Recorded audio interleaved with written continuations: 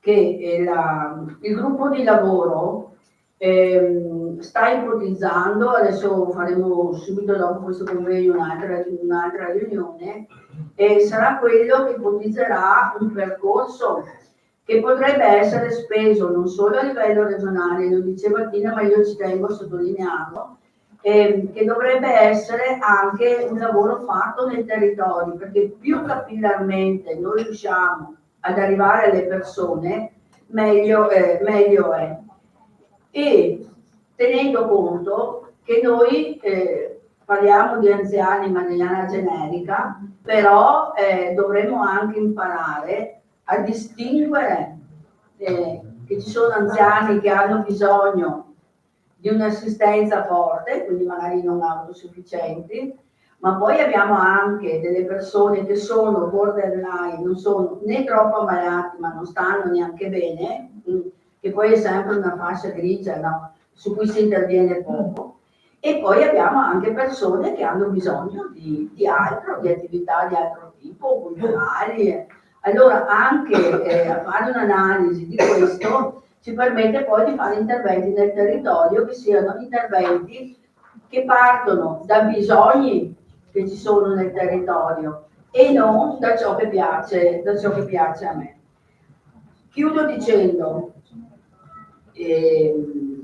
che credo una delle cose su cui dovremmo riprendere un po' di dibattito è il piano triennale di prevenzione, quello nazionale, che prevede anche un capitolo sull'invecchiamento attivo, perché la parola chiave per invecchiare bene è proprio la parola prevenzione, ed è quella che ci ha portato a mettere in piedi oggi il convegno sui vaccini, non sul vaccino per il Covid, sui vaccini.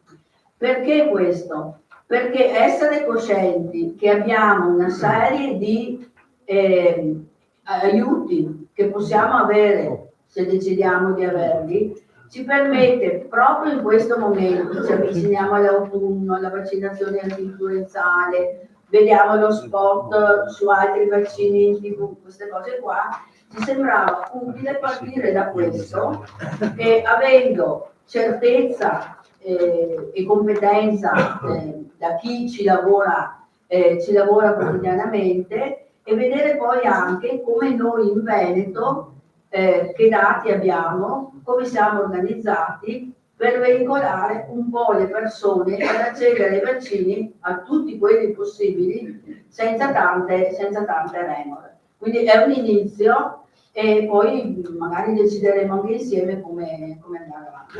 Io mi fermerei qui.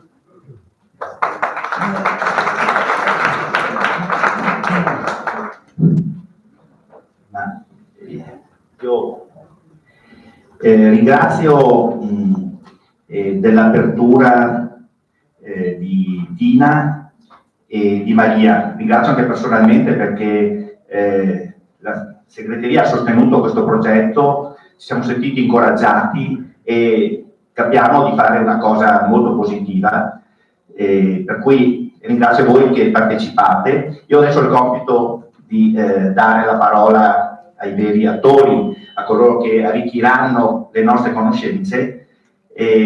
Cominciamo dal dottor Conversano, che venendo da Taranto, di questo è un'ulteriore forma di ringraziamento, e presidente del comitato scientifico di Happy Aging, che a livello nazionale ha il compito di seguire l'invecchiamento attivo, ma soprattutto sul piano diciamo, medico.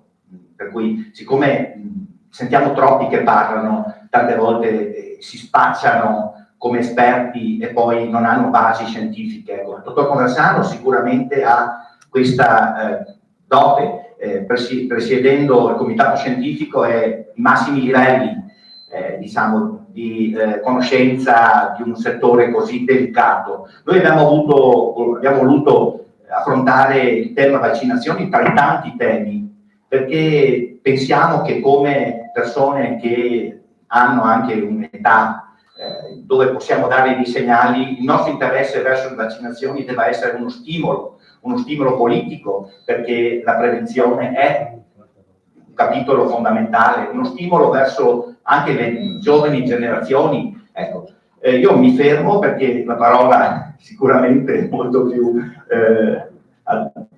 è meglio che sia presa dal dottor Conversano, che anche insomma, ha una conoscenza anche diretta della nostra organizzazione. Le PEGI, anche federazioni nazionali, partecipano e sostengono questo importante strumento. E solo una cosa, alla fine dell'intervento del dottor Conversano ci sarà ecco, la possibilità di fare delle domande. Chiediamo per i tempi, per una sorta anche, perché le relazioni sono 3 e le conclusioni, poi la conclusione del segretario nazionale, naturalmente abbiamo bisogno ecco, di tempo, devono essere domande che diano modo ecco, di dare una risposta, ma non ragionamenti ecco, che si protraggano. Ecco, questa è una raccomandazione che facciamo alle persone presenti, ma facciamo parte tutti di un'organizzazione che della serietà fa la propria, anche la propria, diciamo, si contraddistingue per questo. Ecco, per cui lasciamo la parola, ecco, buon proseguimento dei lavori. Grazie Ivano, grazie, buongiorno a tutti quanti voi. Io sono Michele Conversano, casualmente Tarantino come vostro segretario generale, non c'entra niente questo come Daniela. Ieri parlavamo, dimenticate Tarantina, anche Daniela Fumarola, quindi niente, vi ringrazio dell'invito. Perché? Perché è importante? Perché è importante parlare di questo. Allora, Ivano ha detto, chi si interroga, io il primo vaccino l'ho fatto, non su di me, l'ho subito 66 anni fa, ma l'ho fatto nell'82, quindi sono passati 40 anni che faccio vaccini, mi interesso di vaccini e poi vedrete nel corso della mia presentazione perché siamo arrivati a questo punto. Ora, volevo anche rassicurarvi, facciamo 2 o 3 domande dopo la mia relazione, ma io ho il treno alle 3, quindi quando è finito tutto, se avete altre domande, sono a vostra disposizione, perché so che quando si comincia poi in effetti le domande sono tante da fare. Allora io comincio, mi spiace che anche in inglese, ma questo Plotkin nostro, la collega conosce benissimo questa definizione, in cui dice che con l'eccezione dell'acqua potabile non c'è stata nessuna invenzione, nessuna cosa, neanche gli antibiotici, che hanno impattato tanto sulla riduzione della mortalità quanto i vaccini. Cioè i vaccini sono il più importante presidio di salute dopo l'acqua potabile. Quindi potete immaginare di cosa stiamo parlando in qualche modo. E la vaccinazione rappresenta quindi un presidio fondamentale, e il principale presidio non è l'antibiotico. Abbiamo scoperto, finalmente l'hanno capito tutti, che gli antibiotici non servono per le malattie virali, ma solo per quelle batteriche, anzi, con l'antibiotico resistenza che c'è adesso, anzi, bisogna stare molto attenti ad usarli, mentre i vaccini non provocano per questa vaccino resistenza. Allora, la vaccinazione, innanzitutto, che cos'è? Mi hanno chiesto proprio di dire proprio 2 parole. La vaccinazione è cercare di stimolare il nostro sistema immunitario. Quindi noi introduciamo un qualcosa di diverso che appartiene, una volta era il virus intero ucciso o il batterio intero ucciso, adesso sono solo delle proteine che appartengono magari al virus, al batterio, generalmente proteine, che noi le iniettiamo, il nostro sistema immunitario le riconosce come diverse e produce non soltanto anticorpi, e quindi per produrre un'immunità, ma quello che più conta, produce una memoria immunologica che ci permette di immagazzinare questa memoria e riconoscere l'avversario, in modo tale che riconosciamo l'avversario come è fatto e il nostro sistema immunitario, anche a distanza di 20-30 anni, lo riconosce ed è in grado di combatterlo. Quindi per alcune vaccinazioni la protezione immunitaria indotta vale per tutta la vita. Quando facciamo un vaccino antimorbillo con 2 dosi, dopodiché non becchiamo più il morbillo per tutta la vita. Altri vaccini come l'antitetanica hanno bisogno di un richiamo ogni 10 anni, degli altri vaccini come l'influenza lo dobbiamo fare ogni anno. Il Covid speriamo di poter farlo una volta l'anno, anche quello, ma vedremo poi nel corso del tempo, perché è una malattia ancora che stiamo cominciando e continuando a conoscere. Quindi questo è il concetto perché il sistema immunitario col tempo si potrebbe dimenticare di conoscere l'avversario, quindi abbiamo bisogno di ricordarlo con delle dosi di richiamo o dosi booster in questo periodo, dosi booster è un richiamo.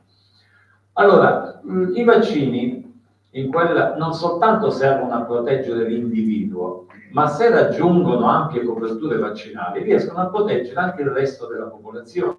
E quella è chiamata herd immunity in inglese, noi l'abbiamo tradotta in immunità di gregge, che ha fatto parlare a tanti Novax, non siamo delle pecore, ma invece, anche se l'immagine viene normalmente utilizzata, quella delle pecore, perché? Perché se ci sono puntatore, non riesco a farlo funzionare, non si vede, ma se vedete nella prima immagine, quella a sinistra, se abbiamo il 95% di vaccinati, quelle 2 pecore nere non vaccinate hanno contatti con vaccinati e non riescono, anche se arriva il virus sul batterio, non riescono a essere colpiti perché vengono protetti da tutti gli altri, no?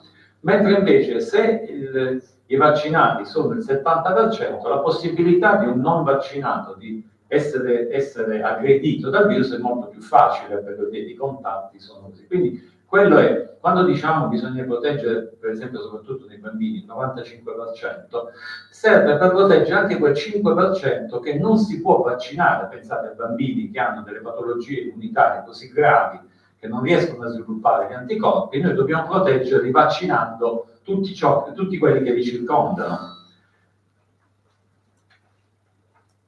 I vaccini, come dicevo prima, il vaccino antivaioloso era frutto parlavamo ieri sera, ho detto come è nato il primo vaccino, anche se 2 minuti li posso rubare, no? Per dire come è nato.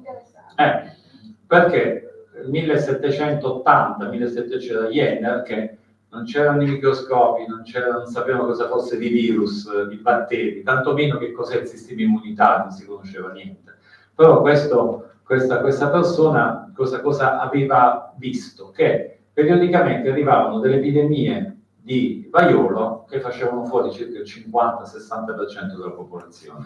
Moriva, le pustole si moriva in modo incredibile. Vedeva che che si ammalavano tutti, tranne quelli che lavoravano nelle stalle, che non si ammalavano. Ha detto, ma perché non si ammalano loro? Poi aveva anche notato che periodicamente, non contemporaneamente al vaiolo degli uomini, c'erano delle malattie delle vacche, dei bovini, che erano molto simili al vaiolo. Anche loro facevano delle pustole, si ammalavano, però che non attaccavano l'uomo non veniva attaccato. Allora ha detto, come mai quelli che lavorano nelle masserie, che sistemano le vacche, poi vengono protetti? Allora ha ipotizzato che ammalarsi del vaiolo bovino potesse proteggere dal vaiolo umano. E allora prese del materiale dalle pustole delle vacche e lo ha iniettato a degli uomini. Dopodiché si faceva così all'epoca, prelevato durante il vaiolo degli uomini, preso delle pustole dal vaiolo umano, iniettato in queste persone precedentemente trattate e vedevano che non si ammalavano. Quindi è arrivato alla concezione che prendere il vaiolo degli animali, delle vacche, e iniettarlo negli uomini li proteggeva dal vaiolo degli uomini. Questa è stata un'invenzione, ripeto, non conosceva niente, non sapeva niente cosa ci fosse là dentro, non è che aveva il microscopio, aveva trovato il virus, no? Non sapeva niente. E questo è stato il primo vaccino, si chiama vaccino proprio perché era derivato dalle batteri preso dalle vacche, ecco perché è vaccino. Beh, noi abbiamo eliminato il vaiolo, c'erano gli antivaccinisti già allora, che dicevano che ci saremmo tutti avevano torto, però il vaiolo l'abbiamo eliminato. Adesso abbiamo adesso invece DNA ricombinato, l'evoluzione della scienza ci ha portato a vedere vaccini sempre più sicuri, sempre più efficaci, si arriva a studiare gli ultimi vaccini contro il Covid hanno dimostrato addirittura trasportate con le una cosa veramente incredibile. Però la prima cosa che conta nel vaccino è che sono i farmaci più sicuri che stanno, perché si fanno a delle persone sane. Quando uno è malato, e lo vediamo purtroppo nelle malattie oncologiche, con farmaci chemioterapici che hanno degli effetti collaterali gravi molto spesso, però uno ha un tumore e quindi sopporta anche questi effetti collaterali. Ma quando noi lavoriamo con dei sani, dobbiamo essere perfettamente sicuri che il sano non abbia effetti collaterali gravi determinati dal vaccino. È evidente, vacciniamo bambini di 2 mesi, cioè, se avessimo solo pensiero di poter avere effetti collaterali o reazioni avverse gravi, ci sarebbe veramente da pensarci 2 volte. E lo sviluppo, il vaccino inizia in un laboratorio, si ricerca e si fanno le sperimentazioni cliniche.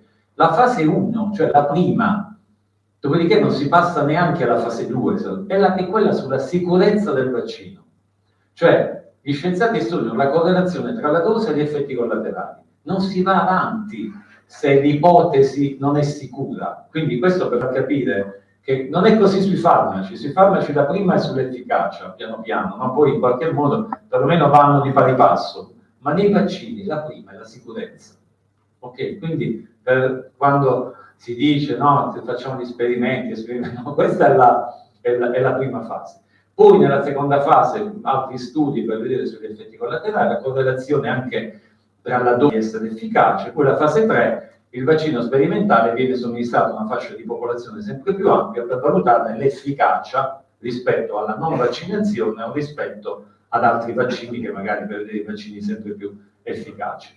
Poi c'è una fase 4, poi viene distribuito, ma c'è sempre una fase di monitoraggio post-marketing, si dice. La collega anche, che sicuramente lo darà anche lei, noi dobbiamo registrare qualsiasi effetto collaterale, c'è un sistema molto importante di registrazione, per cui quando dovesse avere un vaccino e poi un effetto collaterale lo dovete dire, non come qualcuno diceva, senti, ho fatto un favore, non l'ho detto. No, il favore me lo fai se mi comunichi qualsiasi effetto che hai avuto, perché è importante saperlo, perché è chiaro che la sperimentazione si fa fino a decine di migliaia di persone, ma quando noi facciamo un vaccino a milioni di persone, potremo vedere delle cose che non abbiamo visto durante la sperimentazione. E gli effetti collaterali, i possibili effetti sono sempre quelli comuni, che sono dolore di inoculazione, un po' di malessere generale, ma sono effetti che, sensazioni di stanchezza, qualche volta febbre, dolori muscolari, che però scompaiono nel giro di pochi giorni, a secondo dei vari vaccini possono avere una percentuale dal 2, 3, 5 fino anche al 10% in qualche caso. E il vaiolo è qui nel 39 la fila per fare il vaccino contro il vaiolo, perché c'era la percezione del rischio. Ieri parlavamo ecco la polio, no? Parlavamo con lui. Noi della nostra età ci ricordiamo che cos'è la poliomielite. Per fortuna i nostri figli, i nostri nipoti non lo sanno che cos'è la poliomielite. Vi posso assicurare che, ecco perché è importante per noi tenere alta l'attenzione e spiegare a una mamma di 20 anni, 25 anni che cos'è la polio. Ma tutti qua dentro, quasi tutti, si ricordano che cos'era la polio. 30.000 casi, vedete i polmoni d'acciaio, si stava nel polmone d'acciaio e c'è gente che fino a qualche anno fa ancora, ricordo la scrittrice, no? La Arpenti. E questo è quello che è successo nel passato. Nel 2002 noi siamo polio free, cioè liberi dalla polio, anche se, perché continuiamo a vaccinare?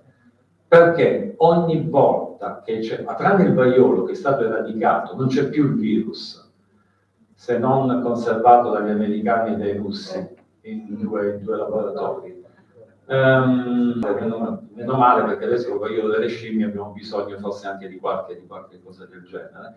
Ma la polio comunque gira e ogni volta che c'è una crisi, una guerra, una crisi economica, ricompare la poliomielite, ricompare la difterite, ricompaiono queste malattie che non sono completamente scomparse. C'è stato, dopo la caduta del muro di Berlino, epidemie di difterite nei paesi dell'est, la polio in Siria, in Venezuela crisi economica, polio e difterite.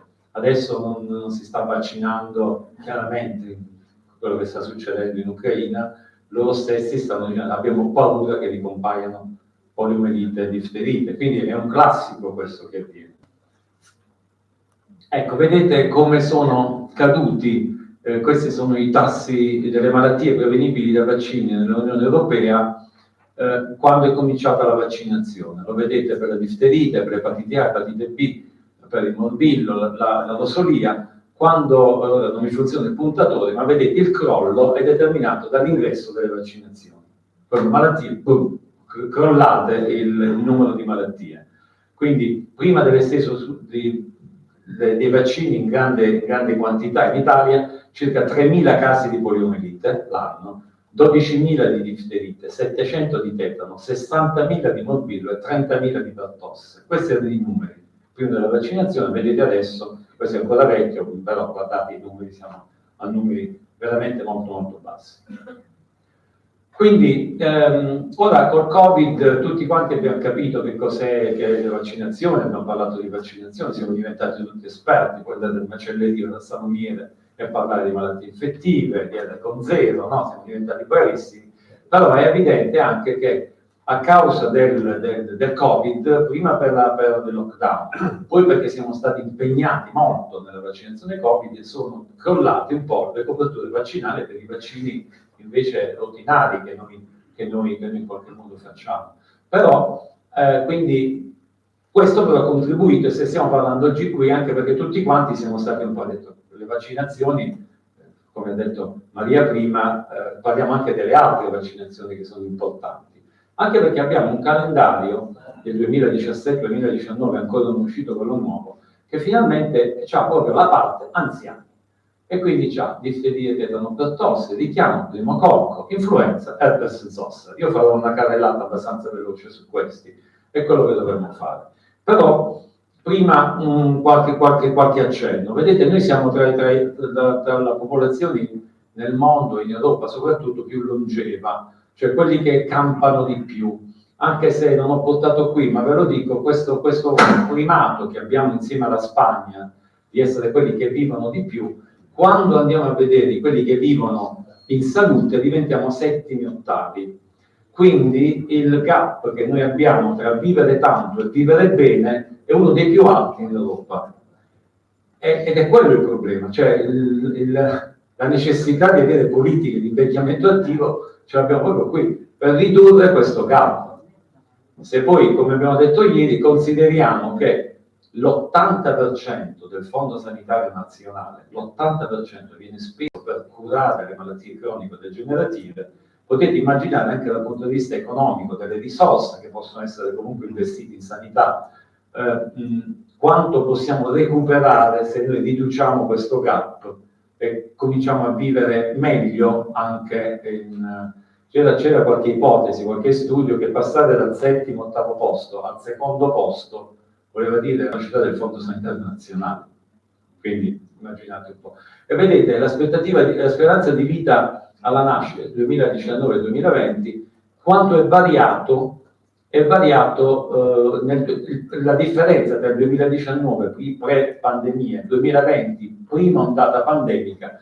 Vedete come regioni come la Lombardia hanno perso 2,5 anni di speranza di vita. 2,5 anni. Cioè noi facciamo tanto, dopodiché arriva una malattia infettiva che colpisce soprattutto gli anziani. E vi ricordo che inizialmente si diceva, ma tanto il Covid colpisce gli anziani, come se fosse un dire, non è una malattia tanto colpisce gli anziani. Vedete la speranza di vita a 65 anni, la differenza tra il 2019 e il 2020 come è più marcata nelle regioni, soprattutto, vedete il trattino verde, nelle regioni del nord che sono state quelle più attaccate. Devo dire, perché siamo in Veneto, che il Veneto si è salvato perché aveva una rete di sanità territoriale che purtroppo la Lombardia aveva smantellato. Quindi grazie ai dipartimenti di prevenzione, alla collaborazione con i medici di medicina generale, il Veneto si è salvato una tragedia che sarebbe stata identica a quella della Lombardia, che ha fatto una politica in cui sono diventati il numero uno in assoluto come erogatori di prestazioni sanitarie, tant'è vero che ce le rendono a noi del sud alla grande, ma hanno smantellato quella sanità territoriale e ne hanno pagato purtroppo, per i lombardi le conseguenze, ma non hanno imparato niente, stanno continuando a perseguire questa attività. Il Veneto ha retto, tanto di cappello al Veneto che invece ha retto a questo impatto. Nel 21 invece lieve ripresa e speranza di vita, però un calo maggiore alle regioni del sud che sono state quelle colpite dalla seconda ondata. Noi ci siamo salvati prima, all'inizio della seconda ondata abbiamo subito anche noi nel sud questo calo. Quindi, allora è vero, quindi come ci hanno detto, che gli anziani hanno bisogno di un'attenzione maggiore e anche in prevenzione nell'ambito vaccinale. Un'occhiata alle coperture, perché come vi ho detto le coperture sono importanti. Vedete, questa è l'antinfluenzale, che è praticamente l'unica di cui abbiamo le coperture dalle vaccinazioni dell'anziano, in cui tenete presente l'obiettivo minimo, secondo l'OMS, è il 75% di copertura delle persone con più di 65 anni, l'obiettivo ottimale sarebbe quello famoso 95%, ma vedete che noi siamo intorno al 60%, scarsi al 60%. Vedete, l'anno scorso, 2020-2021, abbiamo avuto un rigurgito, siamo stati un po' più su perché avevamo paura dell'influenza, perché non avevamo il vaccino anti-Covid, ma nel 2021-22, ve lo voglio spiegare perché, stavamo vaccinando bene in tutta Italia. A un certo punto è arrivata la terza dose Covid per anche gli over 60 e tutti hanno smesso di fare l'influenza. Nonostante le regioni, il Ministero dell'Istituto Superiore di Sanità avevano detto fate la co-somministrazione, cioè fate a un braccio l'influenza, all'altro braccio fate Covid. Pochi l'hanno fatto, devo dire purtroppo pochi l'hanno fatto, ha sbagliato la regione a dire, anch'io me lo sono fatto io, ho la foto con tutti e due i cerotti, doveva dire non soltanto è possibile, ma è auspicabile, è raccomandato, io avevo detto che è obbligatorio, non devono uscire, come succede da me, che non deve uscire un anziano con un cerotto solo, deve avere 2 cerotti, assolutamente. Allora, per le vaccinazioni per pneumococco e zoster, coperture non si sa solo del Veneto. Il Veneto è l'unica che ha delle coperture, ma non ne parlo io, ne parlerà probabilmente la collega, proprio perché c'è una chiamata attiva di cui parlerò dopo. Ce n'è anche, cioè in Italia non si raccolgono le coperture per queste vaccinazioni. Di cosa stiamo parlando se non sappiamo neanche qual è l'obiettivo? Cioè sappiamo qual è l'obiettivo, dovremmo raggiungere il 75% per pneumococco e il 50% per zoster, allora capirete, vi dirò anche cosa sono, mentre invece le coperture sono così basse, ma presumibili, perché sono io che mi faccio dare un po' di numeri. Quindi maggiore prevenzione, sicuramente sì. Anche perché la Commissione europea ha identificato che l'invecchiamento attivo in salute è una delle principali sfide dei paesi europei. Abbiamo un mandato molto forte che ci dà la Commissione europea. Ha detto che bisogna anche creare delle partnership, no? Cioè lavorare insieme, voi ne siete l'esempio per le cose che vi ho fatto vedere adesso anche delle vostre organizzazioni. Poi invecchiare rimanendo attivi e in buona salute. E tra gli obiettivi sono quelli di prevenire cadute, promuovere l'attività fisica, promuovere l'assistenza domiciliare e il self-care, sostenere strategie di sviluppo partecipativo del personale medico e assistenziale, inserire nei setting di assistenza programmi di vaccinazione e di prevenzione, proprio un input ricevuto dalla Comunità Europea. Ecco perché nel 2014 ci venne l'idea di fare questa alleanza per l'invecchiamento attivo, che chiamiamo happy aging. Qualcuno ha detto ma invecchiare non è una cosa felice. Ho detto ma l'alternativa è molto peggio, quindi avere questa possibilità. Vi devo dire un particolare, il mio suocero, un friulano doc, una persona di un pezzo che aveva fatto la guerra, uno che non si lamentava mai. Un giorno lo portai da uno specialista, un po' bravo specialista, ma caratterialmente pessimo, e quindi mio suocero non si lamentava mai, però diceva quali erano i suoi problemi. E lui dice, vabbè, questa è la vecchiaia. E l'ha detto la prima volta, ha detto la seconda volta, ha detto la terza volta. Mio suocero, dal Telito, aveva quasi 90 anni, quando si è congedato l'ha salutato e ha detto, un dottore ha ragione, la vecchiaia è una brutta cosa, io non gliela auguro proprio. Quindi aveva detto, lui è rimasto un po' perplesso, io me lo sono portato via di corsa ma aveva dato l'idea aveva oculato al medico di non invecchiare mai. Allora, nel 2014 ero presidente della mia società scientifica, della collega della SITI, Società Italiana di Igiene, che raccoglie tutti gli igienisti universitari e territoriali, e devo dire un po' stanco di parlare sempre tra di noi, facciamo delle belle riunioni in cui siamo tutti d'accordo tra società scientifiche e dobbiamo fare qualcosa di diverso per l'invecchiamento.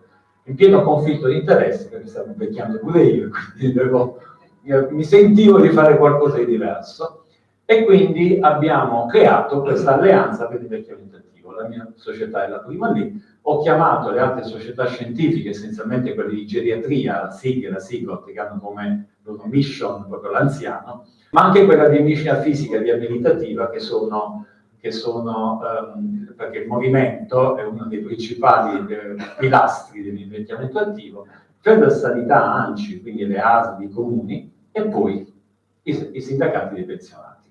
Perché la cosa è che parliamo con voi. Io sono più contento di venire qui che in un convegno di colleghi in cui siamo tutti d'accordo, c'è qualche domanda, ma tutti sappiamo queste cose, quindi diventa un po' diverso. Ma è che è veramente, quindi CGIL e CSL fa parte, che è la novità un po' di questa alleanza. E facciamo impegno su tutte queste macro aree, ma abbiamo fatto soprattutto, qui io parlo di vaccinazione, la mia, ma come ci parlava ieri con Maria, vuole fare qualcosa sul corretto uso dei farmaci, ho detto ti facciamo venire i geriatri, che sono quelli che in qualche modo hanno questa cosa, non parlare di alimentazione o di vita fisica, abbiamo gli altri colleghi che ne parlano. Quindi composition paper che abbiamo presentato, vaccinazione dell'anziano, un instant paper, questa qui, la vaccinazione, abbiamo prodotto documenti. Perché l'anziano è importante? Uno, perché sicuramente nell'età adulta abbiamo delle patologie croniche, abbiamo comunque delle cardiopatie, il diabete, cioè che aumentano il rischio di patologie, ma anche perché c'è il fenomeno di immunosenescenza, anche se stiamo bene, facciamo i tornei di tennis, il nostro sistema immunitario non è quello di una volta, purtroppo c'è da segnare, non risponde così bene come rispondeva a 20 anni, quindi abbiamo bisogno di rinforzare le difese.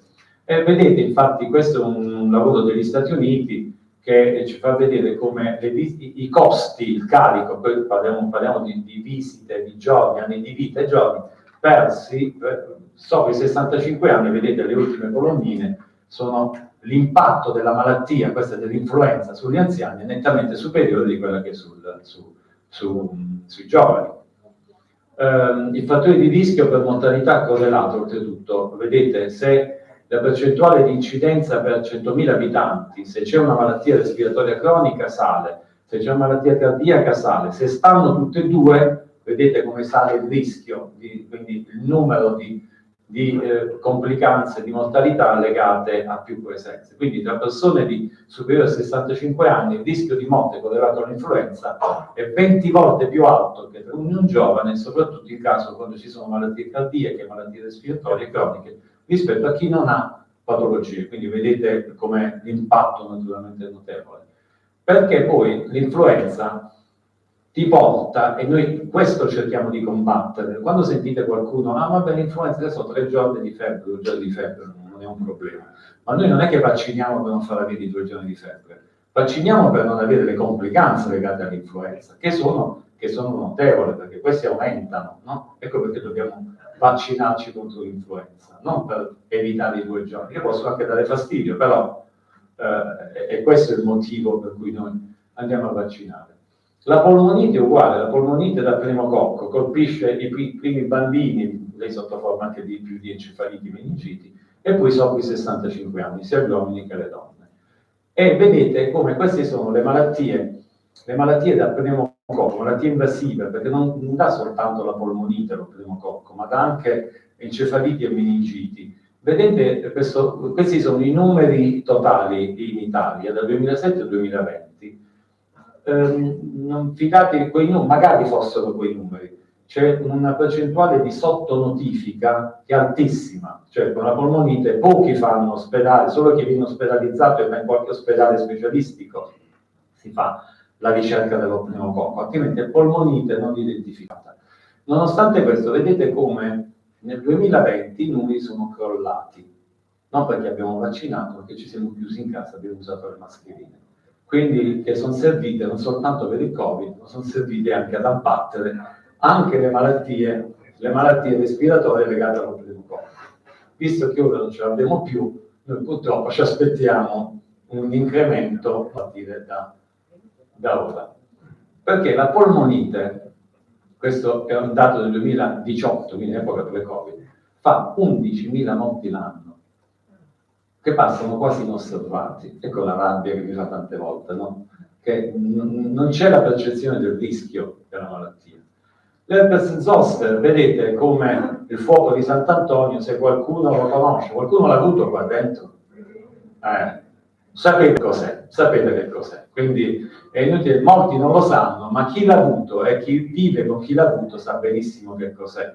Malattia veramente perché con una nevralgia post-herpetica che può durare anni, che può colpire normalmente il costato, no? Con le vescicole, con il dolore, ma qualche volta la faccia, il nervotico. Un mio carissimo amico, l'altro giorno, è andato in ospedale di corsa per una paresi facciale, pensava a qualche cosa, era un herpes, che ha colpito il facciale, aveva la bocca tutta...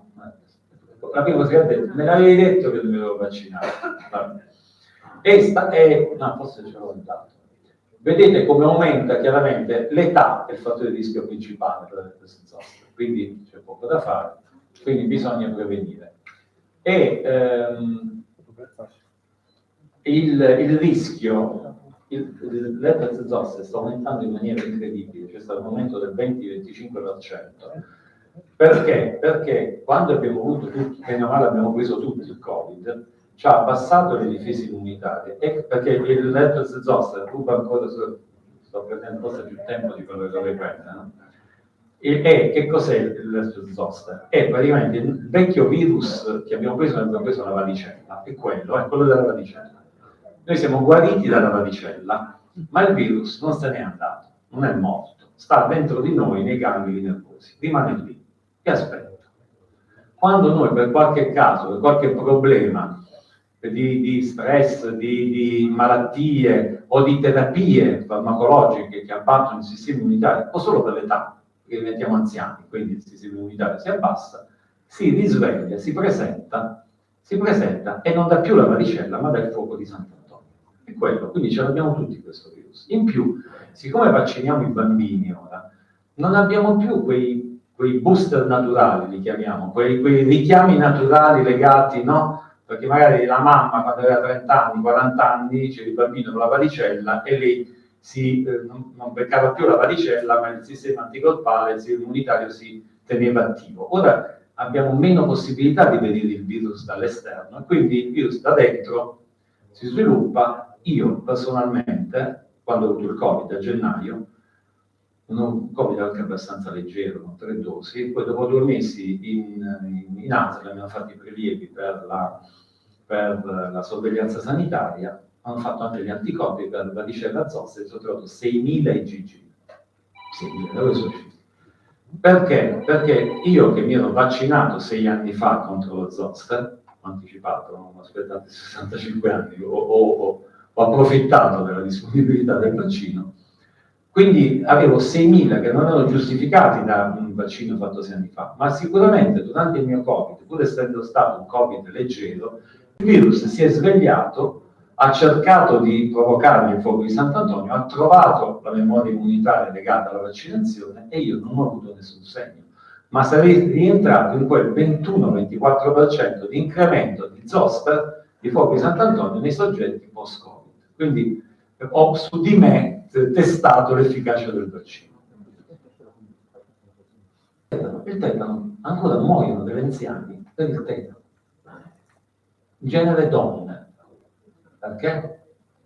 Perché noi abbiamo fatto il militare. Il giorno raggiungerà, se non ci vacciniamo ogni 10 anni, faremo la fine delle donne da questo punto di vista. Quindi un vaccino ogni 10 anni facciamo e in qualche modo ci protegge anche per questo. Quindi nell'anziano spesso non c'è la percezione del rischio di poter essere colpiti da una malattia e di essere quindi protetti dai vaccini. Qui hanno detto più attenzione alla vaccinazione dell'adulto, quindi bisogna avere però anche delle strategie diverse. Per esempio abbiamo dei vaccini migliori per l'influenza adesso, proprio tarati per l'anziano, un vaccino anche contro l'herpes zoster, un vaccino contro il pneumococco, cioè la scienza va avanti, i vaccini sono sempre migliori, anno dopo anno escono vaccini migliori, ma se noi manteniamo, per esempio l'ultimo contro il pneumococco che adesso è arrivato, protegge 20, siamo partiti da 7 ceppi, poi 13, poi 15, ora 20 ceppi, quindi riusciamo a sparare a sempre più ampio raggio contro i ceppi dello pneumococco. Però se non abbiamo delle strategie adeguate, se poi abbiamo vaccini sempre più efficaci, vacciniamo il 5% della popolazione anziana e non ho combinato niente, parliamo chiaro. Ecco perché per esempio, sono contento che ci sia qui il medico di famiglia, questa è un'indagine fatta dal Censis, l'87% degli italiani si fida del medico di famiglia, quindi il medico di famiglia ha un ruolo fondamentale, ma non ne parlo. Però è fondamentale sia in senso positivo sia in senso negativo, perché tu quando chiediamo perché non ti sei vaccinato, il 47% dice perché non me l'ha detto il medico. Quindi il ruolo del medico in medicina generale, ma non ne parlo più, ma sono contento che lo abbiate invitato, è fondamentale, la cosa più importante di tutto, perché se lui lo dice si vaccinano, se non lo dice non si vaccinano. Quindi lavorare anche con le associazioni, i rappresentanti, noi siamo qui con voi proprio perché è importante far comprendere questo, è importante con gli specialisti, con i geriatri, per esempio fare queste le organizzo io periodicamente, l'hospital meeting, chiamo i primari, il primario di nefrologia, l'associazione pazienti dializzati e parlare, è importante vaccinare i dializzati, caspita, quindi se ne discute, e devo dire sono molto molto efficaci, perché questo aiuta anche molto il medico, perché quando c'è uno con una patologia cronica che è seguito da qualche specialista, il medico dice no, collega, dice ti devi vaccinare, aspetta, devo chiedere allo specialista, no? Quindi è importante che lo stesso specialista sappia e conosca le vaccinazioni. Per esempio, è importante in Emilia Romagna è obbligatorio nel momento in cui c'è il foglio di dimissione ospedaliera e quando entriamo usciamo con 10 farmaci, 20 farmaci da prendere, che si dica anche che vaccini devo fare, perché è fondamentale fare questo. Valutare le condizioni di fragilità. Il Covid ci ha insegnato che non esiste, noi medici siamo spesso un po' tarati a dire perché è più fragile, perché ha delle malattie. Non esiste soltanto la fragilità determinata dalla comorbilità, ma esiste, l'abbiamo imparato molto, una fragilità di tipo anche motoria, una mentale, cognitiva, una psicoemotiva, biologica, economica, la povertà, sociale, la solitudine. Nel Covid sono stati fatti dei lavori molto interessanti. Questi sono quelli che sono morti, quelli che avevano delle patologie, ma anche quelli che erano soli, anche quelli che erano poveri, anche quelli che avevano disturbi mentali. Quindi dobbiamo ricordarci questa cosa. E poi la chiamata attiva. È fondamentale avere la chiamata attiva, cioè l'anziano. Questi vaccini sono tutti quanti LEA, livelli essenziali di assistenza, quindi sono diritti dei cittadini anziani.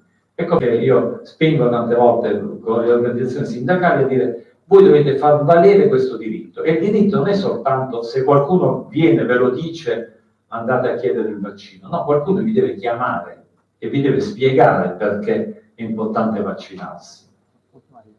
Per esempio, questo è un lavoro americano, mandare un SMS al cellulare per ricordare che è l'appuntamento migliora la copertura dell'11%.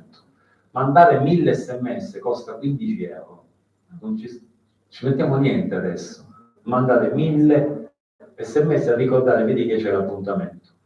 Garantire una prossimità geografica temporale di accesso, e poi abbiamo imparato che non necessariamente dovete venire in ambulatorio vaccinale o dal medico di medicina generale. Abbiamo imparato che si vaccina un po' dappertutto. Il Covid l'abbiamo fatto sotto le tende, ai palazzetti, in farmacia, dappertutto, in ospedale, nell'RSA. Cioè vi abbiamo vaccinato, ci siamo vaccinati dappertutto. Perché l'abbiamo fatto per il Covid e non lo possiamo fare anche per gli altri? Avere un'anagrafe vaccinale in tempo reale, dobbiamo conoscere questo, avere un ruolo, anche un sistema di open access. Allora, Per il Covid, avete visto, ci sono stati i nostri presidenti di regioni che si tiravano a chi era primo, a chi era secondo. Il mio mi chiamava, stava io che ho organizzato le vaccinazioni in tutta la Puglia. Se scendevo dal primo posto al terzo mi chiamavano, non per le scatole, zona champion, va bene, no, primo.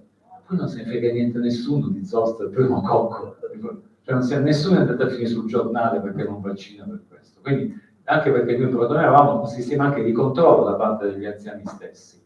Innovazione, la co-somministrabilità è fondamentale, comunicazione che sia fatta in maniera seria, non come è stata fatta per il Covid. E poi togliere le false credenze. La vaccinazione si può effettuare anche quando c'è raffreddore, c'è una macchia alla pelle, o c'è la gravidanza, una nudità, una nutrizione, cioè queste qui sono false controindicazioni, quindi queste sono cose che dobbiamo dire in maniera molto chiara tra di noi. Le vere controindicazioni sono solo se una reazione allergica grave, dopo magari ho fatto una dose e sono andato in ospedale con lo shock anafilattico, grave un componente del vaccino, una malattia acuta e grave con o senza febbre, perché io se sto male con 39 di febbre, chiaro, non mi devo vaccinare in quel momento. Quindi in definitiva dobbiamo avere una visione un po' complessiva, perché altrimenti se su queste vaccinazioni, noi qui, se siamo tutti quanti qui, ne stiamo dimostrando che lo facciamo, dobbiamo avere una strategia, ma soprattutto con motivazioni, idee, obiettivi e anche un po' di creatività. Grazie.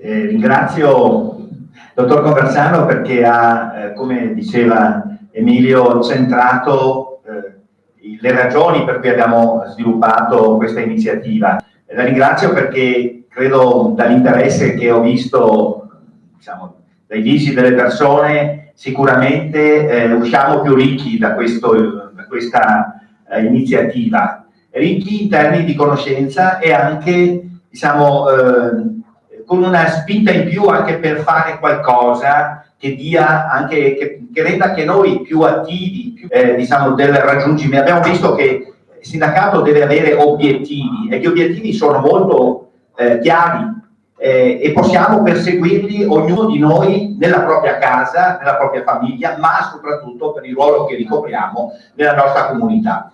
Adesso lo spazio per interventi, per domande che naturalmente potete fare al dottor Conversano, scusate, e darei il microfono ad Arianna che lo passa a chi fa la richiesta di intervenire.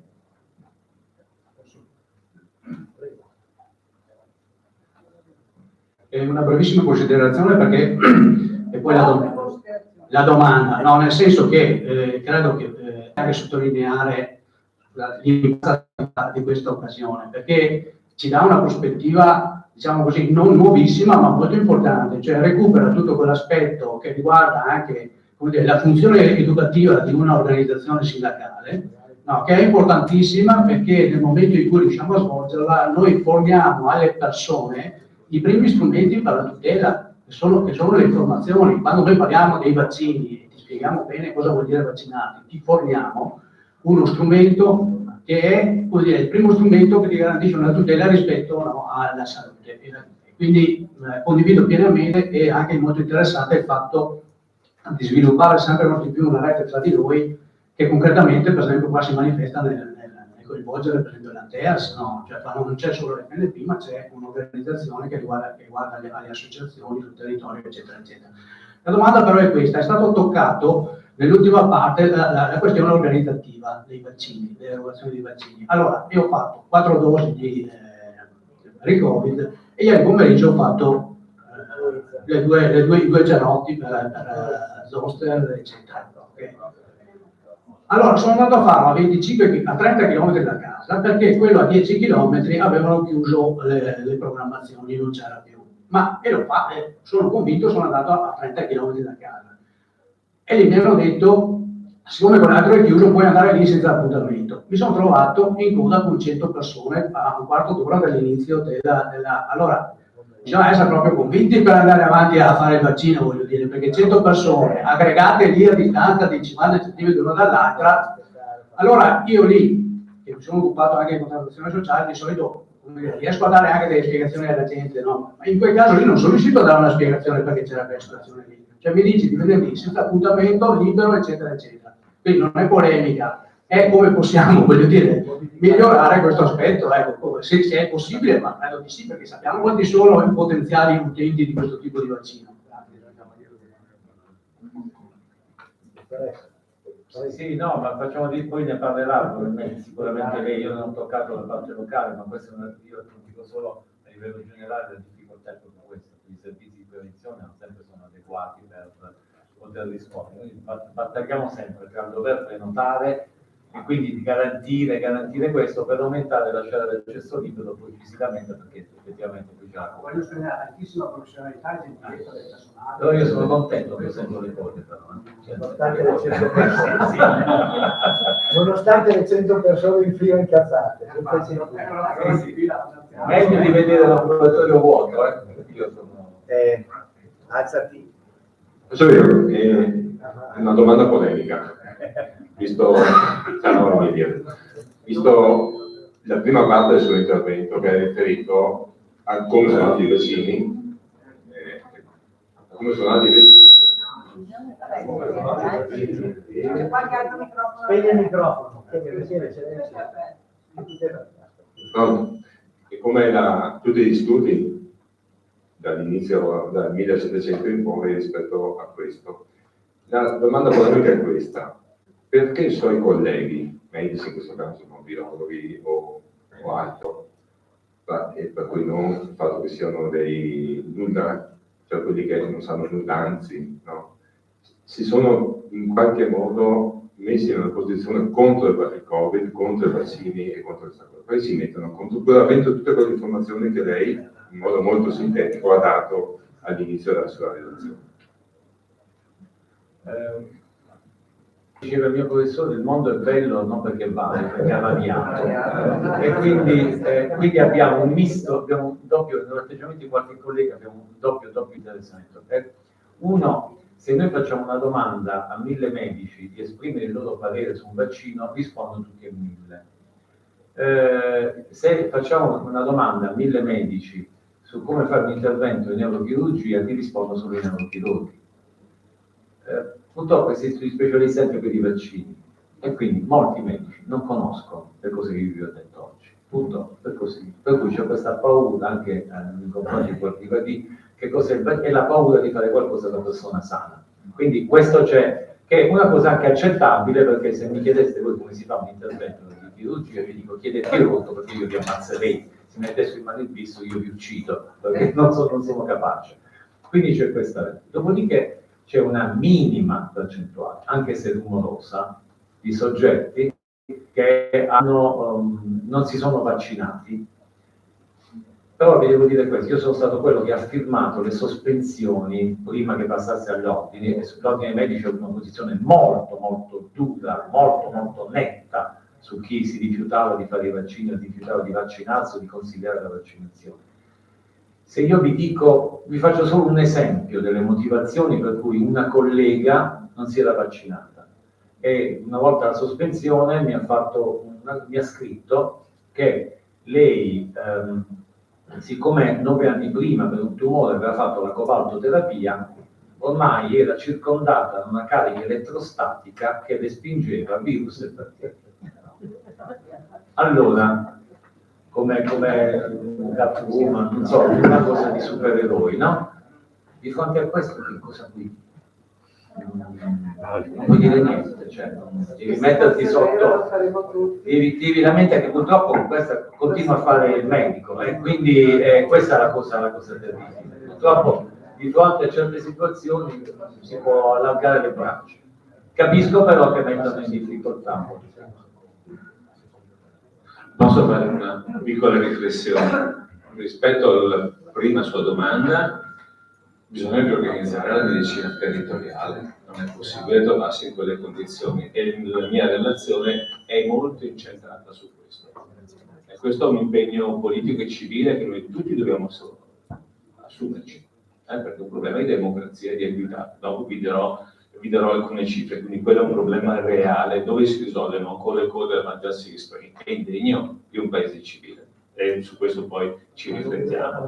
Il discorso dei Novax o presunti tali, sinceramente, come diceva Conversano, ma dico Novax presunti e altro, perché c'è di tutto lì in mezzo, c'è di tutto.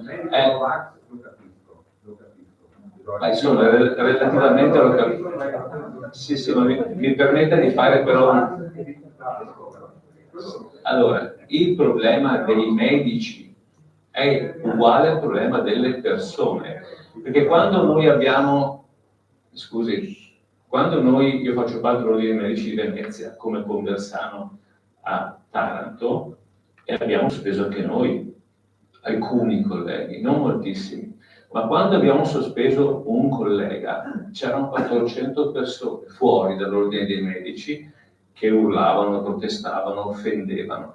Ma il problema vero è l'informazione, l'educazione, la comunicazione corretta, perché un comune denominatore di questa fase Covid è la comunicazione, l'informazione corretta a chi devo credere. E questo è il vero problema. Questo poi non fa escludere i medici da tutti i problemi della popolazione in generale, dell'educazione, perché il medico è portatore di problemi informativi, di educazione, di livello culturale, di problemi psichiatrici purtroppo, anche psicologici gravi, che in questi 2 anni e mezzo hanno messo in rilievo delle sofferenze psichiche gravissime, soprattutto in chi? Guarda te, negli anziani e nei giovanissimi, cioè gli estremi della popolazione che stanno andando incontro a gravissimi problemi di socializzazione, di esclusione sociale, problemi di studio, di apprendimento, problemi cognitivi, e non solo dovuto al Covid, ma dovuto anche al disorientamento della popolazione più anziana, mancanza di capacità di concentrazione, che è dovuto al grandissimo stress che stiamo subendo da anni ormai. E questo bombardamento non l'abbiamo mai avuto nella storia dell'umanità moderna. Ecco, tutto questo ci porta a fare delle riflessioni, e questo ambito, questa occasione, è una grande occasione anche per interrogarci, no, su questi aspetti.